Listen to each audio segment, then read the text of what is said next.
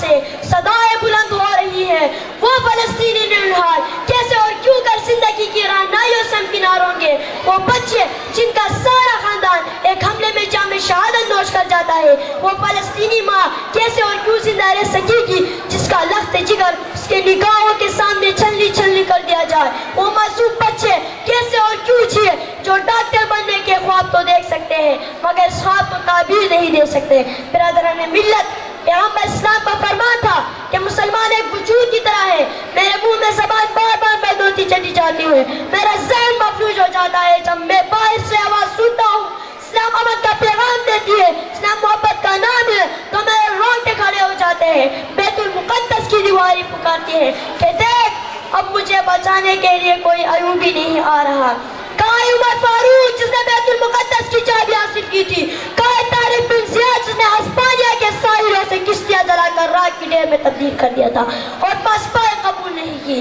کہاں ہے محمد بن قاسم جس نے 17 سال کی عمر میں سندھ فتح کیا؟ کہاں ہے صلاح الدین ایوبی جس نے بیت المقدس فتح کیا؟ برادران ملت، میں کس کس کا بیان کروں؟ یہاں تو سب بگڑا پڑا ہے، بچے لکھتے چلے جاتے ہیں۔ کہاں ہے وہ جس کا سبق ہمیں کتابوں میں پڑھایا جاتا ہے؟ کہاں ہے وہ مسلمان جو یک جان دو قالب تھے؟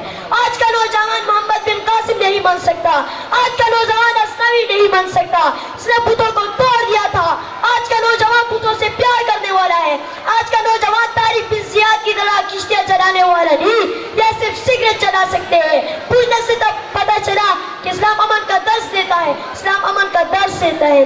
بلائے قدر سامعین، افسوس صد افسوس کہ 57 اسلامی معاہدے پر ایک ایسا وقت بھی آیا کہ غیرت کا جنازہ اٹھ چکا کہ اب کوئی پکار صحیح کو کہ اے ایوبی اٹھ قبر سے دیکھا مسجد اقصی کا، کہ اے ایوبی اٹھ قبر سے اسلام کی بیٹیاں پکار رہی ہیں۔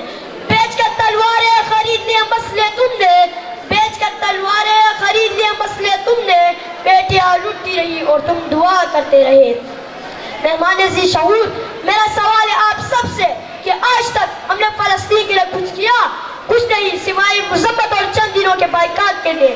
مذمت اور بائیکاٹ کرنے سے پھر غمنیت ختم نہیں ہوتی، مذمت اور بائیکاٹ کرنے سے بیت المقدس فتح آزاد نہیں ہوتا۔ ہمیں میدان جنگ میں اترنا ہوگا، خون کے آخری قطرے تک لڑنا ہوگا، آخری سانس تک لڑنا ہوگا، شہادت کا مرتبہ پانا ہوگا۔ جیسے ہمارے ابو جاؤ سر میں کفن باندھے گھوڑوں کی ننگی پیٹھوں پر ان کے ملک فتح کر لیتے تھے، وہ ناممکنات کو ممکنات میں تبدیل کر سکنے والے لوگ تھے۔ ہم وہ لوگ کیوں نہیں بن سکتے جن کے بارے میں اقبال نے کہا تھا کوئی اندازہ کر سکتا ہے اس کے زور و بازو کا، کوئی اندازہ کر سکتا ہے اس کے زور و بازو کا، نگاہ مرد مومن سے بدل جاتی ہے تقدیر۔ والسلام۔